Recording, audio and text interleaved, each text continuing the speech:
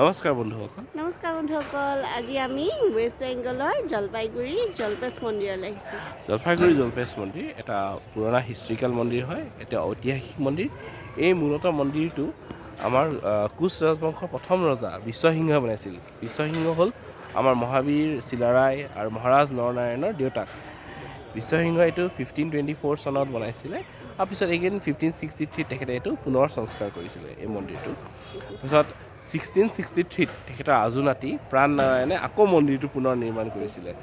আৰু তাৰপিছত 1897 ডাঙৰ ভূমিকম্পত এই মন্দিৰটো ভাঙি গৈছিলে।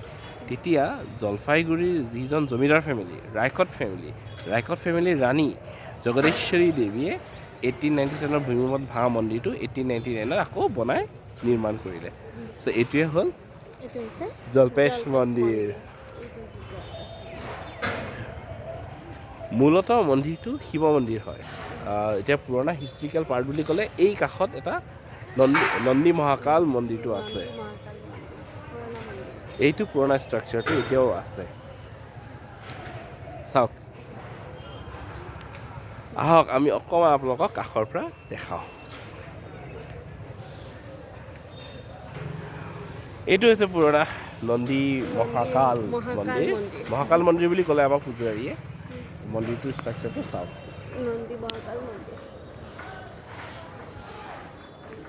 ভিতৰত পুৰণা মূৰ্তি আছে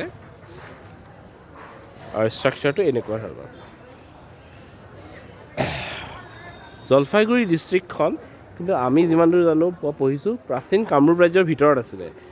এতিয়া আজি পলিটিকেল ৰাজনৈতিক কাৰণত এতিয়া এখন ৱেষ্ট বেংগলৰ পাৰ্ট হ'ল, কিন্তু এইটো এদিন চাগে প্ৰাচীন অসমৰে অংশ আছিলে এইবোৰ জেগা।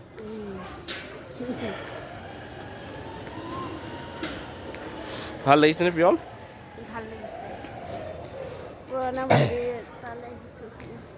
কামাখ্যা মন্দিৰৰ ষ্টাইলৰ নিচিনা লগা নাই নে?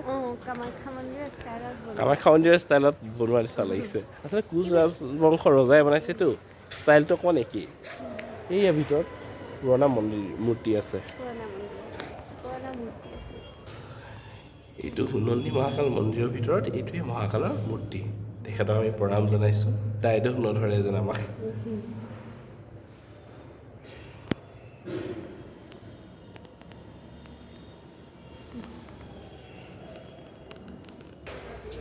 এতিয়া কাষৰ পৰা জলপেশ মন্দিৰ, ইমান ধুনীয়া মন্দিৰ, সুন্দৰ বনাইছে।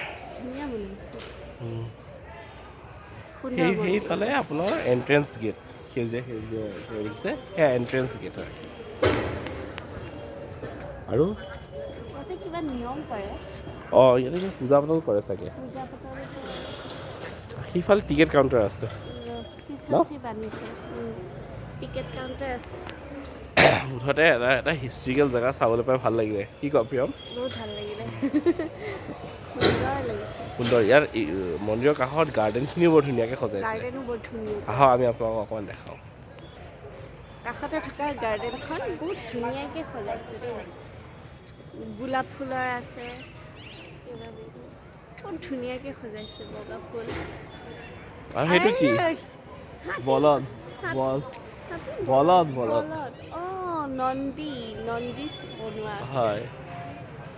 নন্দী বনোৱা আছে। গোলাপ ফুলো আছে, সেই ৰঙা ৰঙা ফুলো আছে দূৰত ন? সেই ফুলজোপা বৰ ধুনীয়া লাগে। কেনেকুৱা লাগিছে? বহুত ধুনীয়া লাগিছে।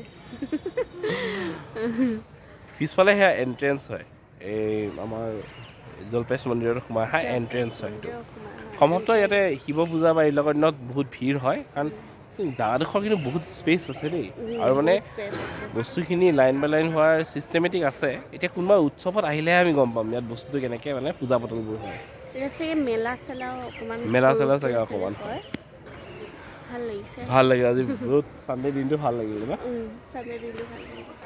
গতিকে আজি আপোনালোক সকলোকে আমাৰ ৱেষ্ট বেংগলৰ জলপাইগুৰিৰ জলপেশ মন্দিৰ দেখালোঁ।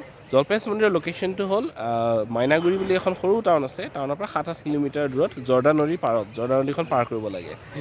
আৰু ভাল লাগিলে আহি পেলাই। আমি ৱেষ্ট বেংগলৰ পৰা একদম ৱেষ্ট বেংগলৰ মালবজাৰৰ পৰা মালবজাৰৰ পৰা আমি ইয়ালৈকে আহিছোঁ জলপাইগুৰিলৈ আহিছোঁ আৰু ভাল লাগিছে। ভাল লাগিলে ইয়াতে এইবোৰ চাওক আৰু কোচবিহাৰ ৰজাসকলতো আমাৰ অসমত এসময়ত তেওঁলোকে অসমতো শাসন কৰিছিল কোচ ৰজাসকলৰ লগত আমাৰ অসমৰ বুৰঞ্জী পূৰা একদমে জড়িত নৰনাৰায়ণ চিলাৰায় তেওঁলোকৰ দেউতাক বিশ্বসিংহ এইসকল আমাৰ অসম বুৰঞ্জীৰ চিনাকি নাম তো তেওঁলোকে বনোৱা এটা কীৰ্তিচিহ্ন তেওঁলোকে বনোৱা এই বুৰঞ্জীমূলক কীৰ্তিচিহ্নবিলাক বিষয়ে আমি জানিব লাগে এইবোৰ স্থানৰ বিষয়ে আমি জানিব লাগে তেতিয়া আমাৰ প্ৰজন্ম আৰু সচেতন হ'ব আৰু অসম আৰু অসমবাসীৰ কাৰণে কাম কৰি যাব পাৰিব হয় দিয়ক সকলোকে সুস্বাস্থ্য কামনা কৰিলোঁ ধন্যবাদ